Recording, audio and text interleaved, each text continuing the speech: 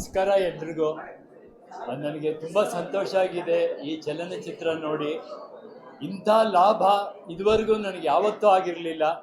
ನಾನು ಸ್ವಾರ್ಥಿ ಅಲ್ಲ, ಅದಕ್ಕೆ ಹೇಳ್ತಾ ಇದ್ದೀನಿ. ನೀವು ಎಲ್ಲರೂ ನೋಡಿ, ನೀವು ಲಾಭವಂತರಾಗಿ ಅಂತ ಕೇಳ್ತಾ ಇದ್ದೀನಿ ನಿಮ್ಮನ್ನು.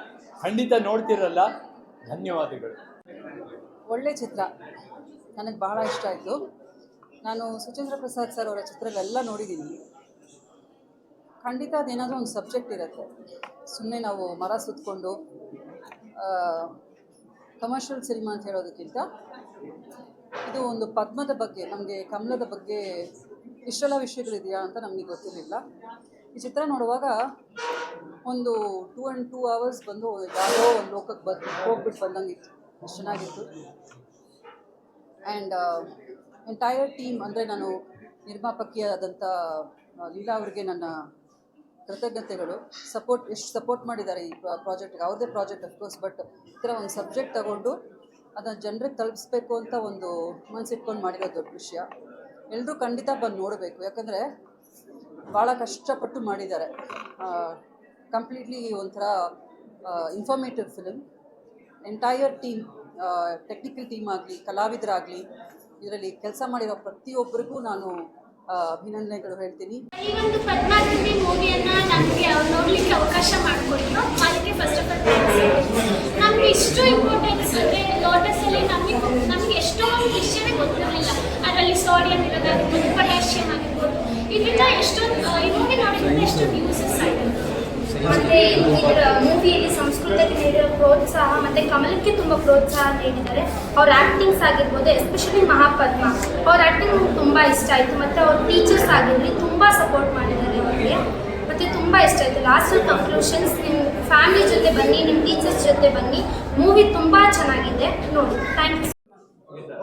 ಪದ್ಮಗಂಧಿ ಪ್ರಥಮ ದಿನ ಪ್ರಥಮ ಪ್ರದರ್ಶನ ವಿದುಷಿ SR ಲೀಲಾ ಅವರು ಪ್ರೊಫೆಸರ್ SR ಲೀಲಾ ಅವರು 10 ವರ್ಷಗಳ ನಿರಂತರವಾದಂಥ ಸಂಶೋಧನೆ, ಅನ್ವೇಷಣೆ, ಅನುಸಂಧಾನ ಇವುಗಳೊಟ್ಟಿಗೆ ಆದಂಥ ಈ ಪದ್ಮಗಂಧಿಯ ಅಡಕ ಇಂದು ನನ್ನ ಪ್ರಸವ ವೇದನೆಯನ್ನು, ಅದು ನಾವ್ಯಾವಾಗಲೂ ನವಮಾಸ ಅಂತ ಕಳ್ತೀವಿ, ಇದು ನವಮಾಸ ಆಗಲಿಲ್ಲ. ಇದು ಹಾಗೆ ಮಾಡಿಕೊಂಡ್ರೆ 10 ವರ್ಷಗಳ ಪರ್ಯಂತ ಅವರು ಯಾವ ವಿಷಯ ತಜ್ಞರನ್ನ ಇಟ್ಕೊಂಡು ಅವರನ್ನೆಲ್ಲ ಮಾತಾಡಿಸಿ ವಿಷಯವನ್ನು ಕಲೆ ಹಾಕಿ ಭಾರತೀಯ ಅಸ್ಮಿತೆಯನ್ನು, ಭಾರತೀಯ ಔನ್ನತ್ಯವನ್ನು, ನಮ್ಮ ಗೌರವವನ್ನು ಇವೆಲ್ಲವನ್ನ ಸೆರೆ ಹಿಡಿಯುವಂಥ ಕೆಲಸವನ್ನು ಮಾಡಿದ್ದಾರೆ.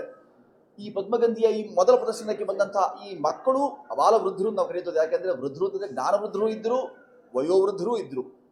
ಜ್ಞಾನವೃದ್ಧರಾಗಿ ಮಕ್ಕಳು ನಮಗೆ ಕಾಣಿಸಿದ್ರು, ವಯೋವೃದ್ಧರಷ್ಟೇ ಇಲ್ಲದೆ ಜ್ಞಾನವೃದ್ಧರು ಆಗಿದಂಥ ಹಿರಿಯರಿದ್ದರು. ಆ ಎಲ್ಲರೂ ಈ ದಿವಸ ಮೊದಲು ನೋಡಿದಾಗ ಬೇರೆ ಬೇರೆ ಜಿಲ್ಲೆಗಳಿಂದ ನಮಗೆ ಬರ್ತಾ ಇದೆ ಮಾಹಿತಿ.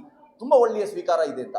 ಅಂದರೆ ಪದ್ಮಗಂಧಿಯ ಆಕಾರವನ್ನು ಗಮನಿಸಿ ತುಂಬ ಚೆನ್ನಾಗಿದೆ ಅಂತ ಅವ್ರು ಗಮನಿಸಿ, ಸ್ವೀಕಾರ ತುಂಬ ಚೆನ್ನಾಗಿದೆ ಅಂತ ಅವ್ರು ಗಮನಿಸಿ, ಈ ಪದ್ಮಗಂಧಿಯನ್ನು ಮುಂದಿನ ಈಗ ಮಾಧ್ಯಮದ ಮುಖಾಂತರ, ಮಾಧ್ಯಮದ ಮುಖ ಯಾವಾಗಲೂ ನಮ್ಮ ಇಂಥ ಚಿತ್ರಗಳಿಗೆ ಸದಭಿರುಚಿಯನ್ನು ಮತ್ತು ಅಡಕ ಬಹಳ ಮುಖ್ಯವಾದ ಯೋಚನೆ ಮಾಡ್ತಿರುವಂಥ ಎಲ್ಲ ಮನಸ್ಸುಗಳಿಗೆ, ಕನ್ನಡದ ಮನಸ್ಸುಗಳಿಗೆ, ಅದಷ್ಟೇ ಅಲ್ಲದೆ ಸದಭಿರುಚಿಯ ಈ ಭವ್ಯ ಮನಸ್ಸುಗಳಿಗೆ ನಾನು ಯಾವಾಗಲೂ ಭಾಗದ ಶ್ರೀರಾಮಗೀತೆ ಕರೆದ ನಮನವನ್ನು ಅರ್ಪಿಸ್ಬಿಡ್ತೇನೆ.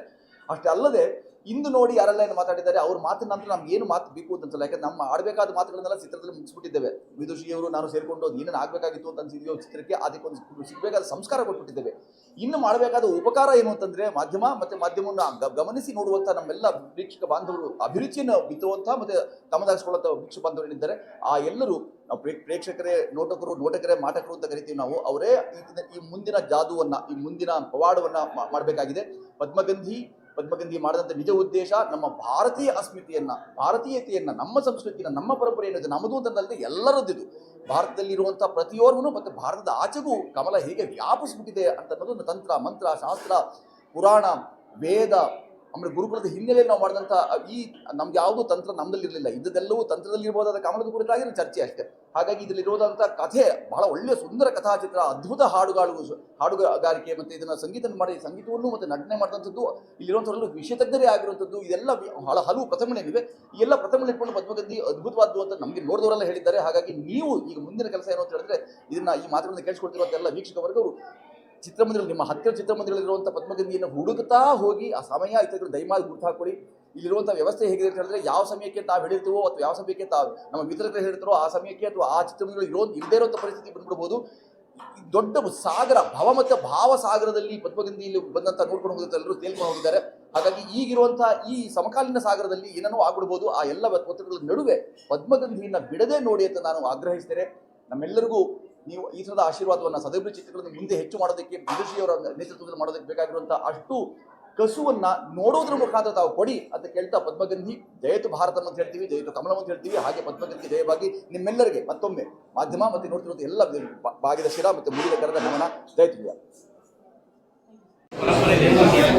ಯುರೋಪಿನ ರಿನೆಸೆನ್ಸ್ ಕಾಲದಲ್ಲೂ ಸಹಿತ ಚರ್ಚ್ಗಳು ಹಾಗೂ ಇಗರ್ಜಿಗಳು ಏನು ನಿರ್ಮಾಣ ಆಯಿತು ಅದು ಕೂಡ ಪದ್ಮದ ಆಕಾರದಲ್ಲಿ ಪದ್ಮದ ಡಿಸೈನ್ ಕೂಡ ಬಳಸ್ಕೊಳ್ಳಾಗಿದೆ.